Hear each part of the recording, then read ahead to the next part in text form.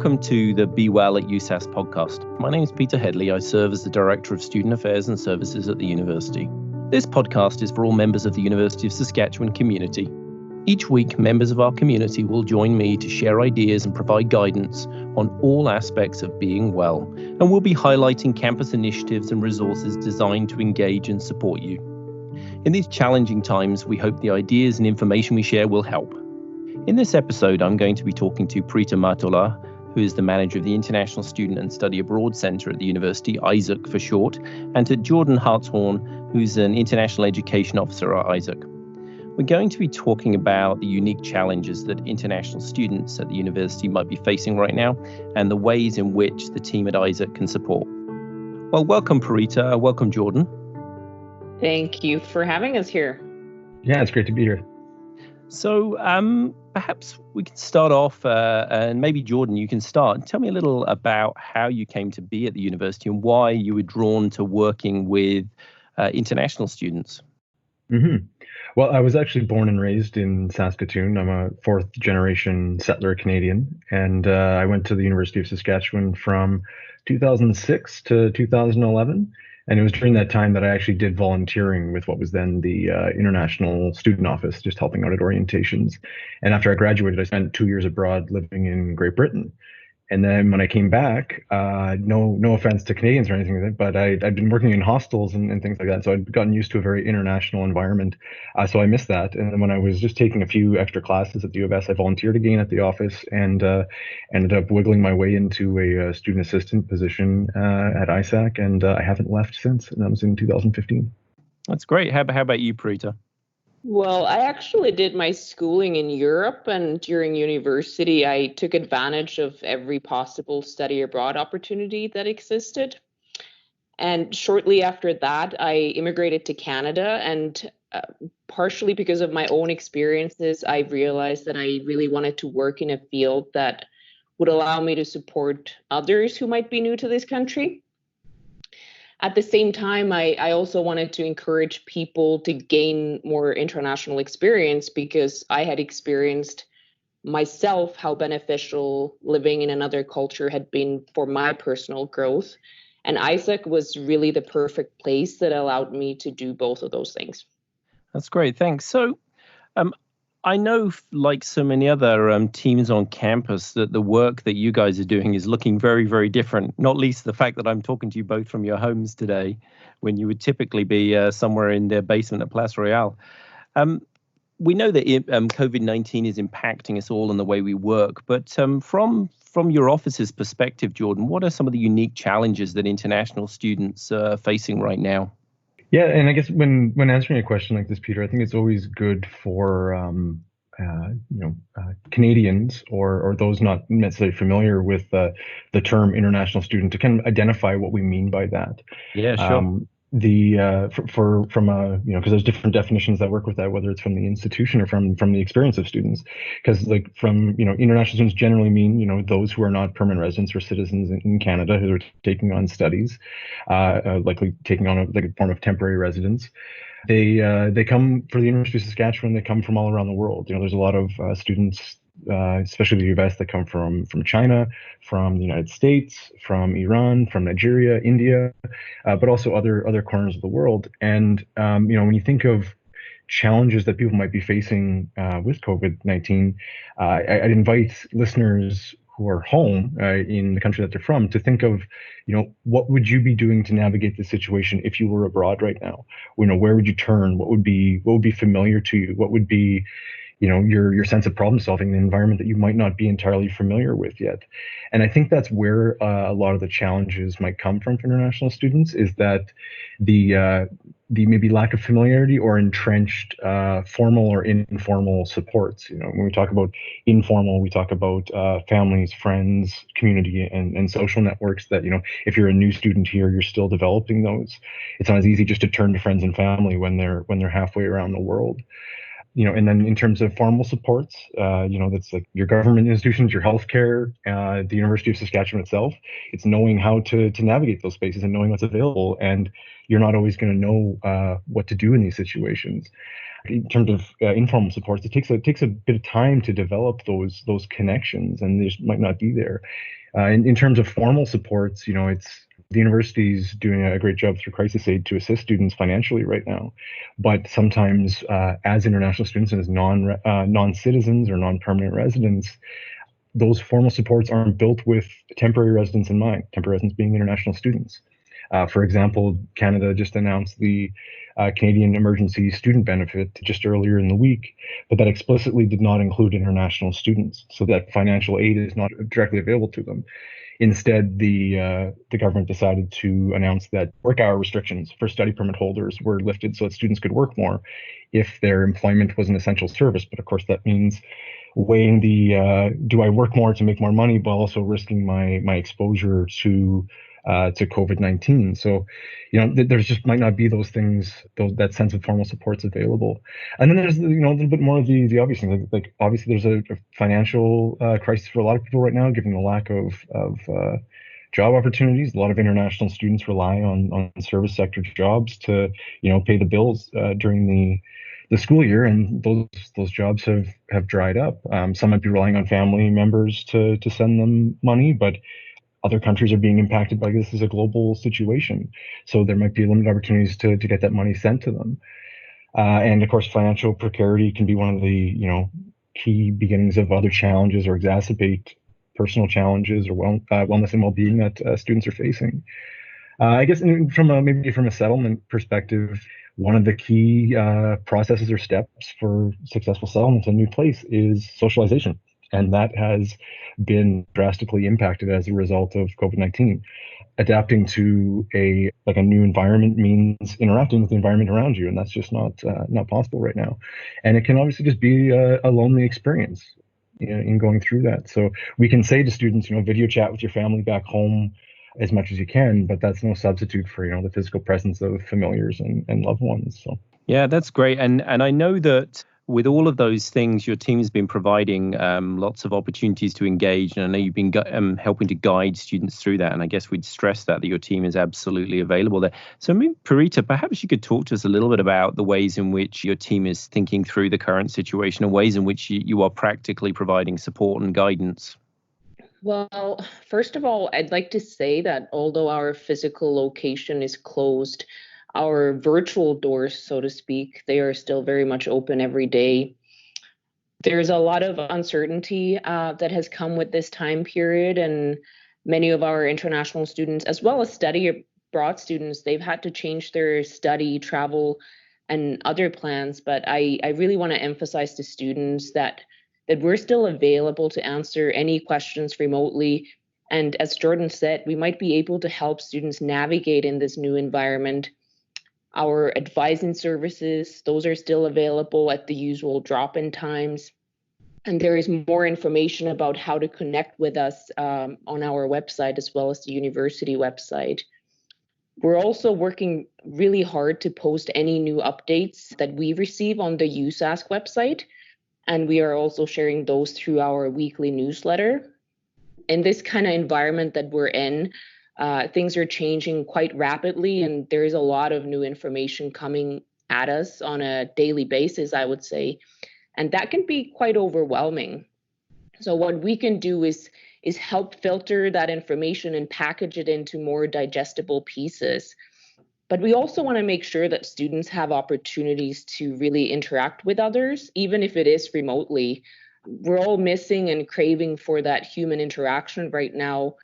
And so we've decided to start hosting virtual activities like movie nights and tea chats. And really, even though those activities are hosted by ISSAC, they are really open to any USASK students. So if anyone is listening out there and you're looking for ways to connect with others, please do join us at one of these virtual events. I believe the next one is over lunchtime on April 30th. That's great. And, I think that's such an important thing about having permission to access supports, but also actually finding enjoyable things. In fact, just before we were talking today, I was looking at a video that has been produced with a number of international students commenting upon their experience of self-isolation, and absolutely having lived in other countries myself, and you can probably tell from the accent, this is not my home country either, feeling a long way from home, but even the familiarity, as Jordan says, with systems, how things work, and that is before you're in a crisis situation. So would either of you guys offer any particular practical tips for international students right now, or students who are on study abroad experiences, to manage the current situation, but also just sort of think about their own well-being as well? I think it's fair to say that many of us have really experienced a bit of a shock to our systems lately. And the advantage that I believe many of our students have, not just international students, but any students who have gone through life changes or who have moved to Saskatoon to pursue their studies, is that they might have experienced something like this, but just in a different context. Our international students, for example, they've obviously moved to another country to pursue, studies at the University of Saskatchewan. So they've had to deal with significant changes in their external environment. And what this requires is adaptability, patience, and really openness to change. And it's often in those moments when something around us changes that we become more resilient, creative, and flexible in the way we approach things. So my advice for students would be that tap into that inner resilience of yours, or sisu as we call it in Finnish, which is my first language. Focus on your goals. Remember to take care of yourself every single day, and please do stay in touch with us. We would like to hear how you're doing. Any thoughts on that, Jordan? Yeah, I mean, Pirita touched on some very key points, and I think that sense of resilience is always very important. And to be honest, it's something that is not lacking in the international student population. Just from working with them on a daily basis, I see students that fight through things and get to moments of situations of great discomfort to absolute success. And so they don't need. Often they don't need me to tell them that, but I think sometimes it can just be tough to draw on that when you've spent 14 days socially isolating or being socially distant from everyone you need to. But international students are resilient, and they have strengths within them that I think can be easily relied upon from just from their settlement and getting here initially. That there's a lot of malleability, and just sometimes you just have to sit back and just say, okay, I'm feeling a certain way. What can I draw upon? Is this something that's internal or something that's external? And if it is external, who can I turn to now? If it is just for a conversation, or if it is for answers and for problem solving. So. Yeah, that's excellent. And I've been talking to a lot of people about just that feeling of helplessness because you don't control things. And I think for a lot of us to feel we're responsible for things within work or our studies, but we have a limited control, that can be very difficult, particularly from a mental health standpoint. Well, I've been asking all the guests to share one thing that they are doing to be well right now. Maybe something that brings them joy or a sense of connection. Maybe I'll ask you first, since you were talking, Jordan. What is that thing that you're doing right now to keep yourself well? Mm-hmm. Yeah, I exercise. Hands down. I'm lucky enough that before this, I'd kind of set up a bit of a home gym with a boxing bag that I built a nice routine every couple of days to go in there and release some stress. And everyone's got their own ways to exercise as well, and that's been a game changer for me to get through this. So yeah. And how about you, Pirita? One of my favorite things to do right now is to go for really long walks early in the morning with two of our dogs. I think it's a really good way to start the day. And what I've been witnessing is also flocks of birds migrating back to Canada. And for some reason, I'm finding it incredibly energizing right now, because it means that we're headed towards warmer weather and sunnier days. Yeah, absolutely. I think that sense of optimism that people feel right now is an important one. So just finishing up, is there a final thought that either of you would want to leave with the listeners? Yeah, for sure. I mean, Pirita's mentioned it throughout this conversation, but just know that, people are here for you right now, whether it's turning to an office like ours. We may not be physically located on campus right now, but our remote services are up and available. You can send us an email, you connect with us through drop-in advising and talk with an advisor online. There's ample resources available on our international student guide. But just, that sense of connection is very important right now. And whether it's reaching out to the community that you do have on campus, even if it is, connecting through whatever social media you have. There are many different international student groups that have built-in communities as well that you can tap into. And I know there's a variety of programs that they're running.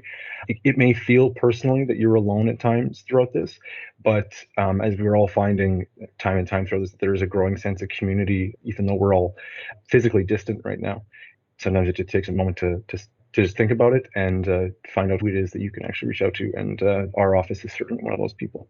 I know that the current situation is causing quite a bit of anxiety, but maybe particularly about people's immigration status. And I just wondered if you might want to comment upon that. Mm-hmm. Yeah, for international students, immigration is a very present consideration, well as also something for the future. Maybe just as a point of context for anyone who's listening who's not familiar, and as I kind of mentioned off the top, international students come to Canada as temporary residents. So that means they have a very specified period of time in which they're here to complete their studies and under certain conditions. So when a pandemic like this comes up and it's going to potentially interrupt their studies, that's going to perhaps delay a lot of their plans, or means they have to start navigating this very complicated immigration structure to make sure they're staying within the grounds of it presently for their studies. And so students are going to obviously be worried about what this means for them. But also more importantly, the Canadian government has built their immigration, whether it's permanent residency or citizenship, as where international students are very valued. And a lot of students come here for that opportunity to stay in Canada longer.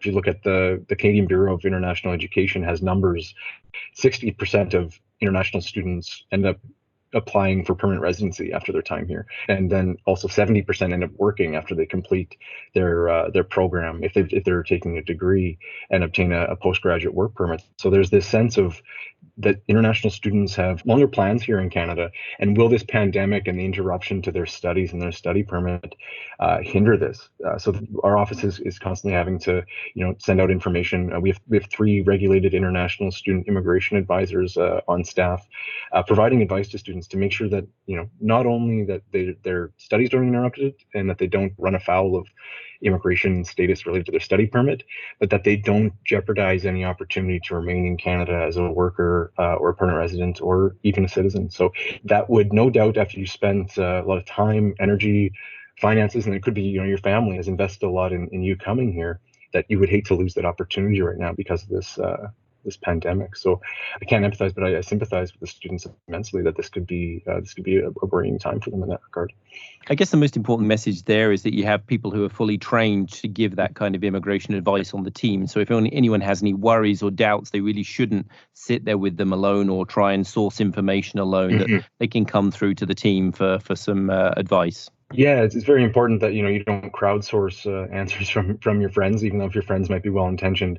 Like I said, we have 3 immigration consultants on staff, and if there are any kind of larger concerns, we'll even consult with immigration lawyers in the city as well for the students' cases. So if anything comes up, even if it's something really simple, if you can't find it in writing from the Canadian government or on legitimate sources online, you should be turning to us. And even if it's just a quick email, we're doing our best to get back to students as soon as we can, because obviously there's a lot of questions that come up given the current environment.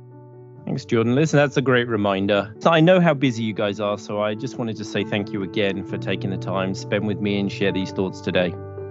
Not a problem, Peter. Thank you so much. Bye. Thanks for listening to the Be Well at USASK podcast with me, Peter Headley. And thanks again to my colleagues Pirita and Jordan for joining me and sharing.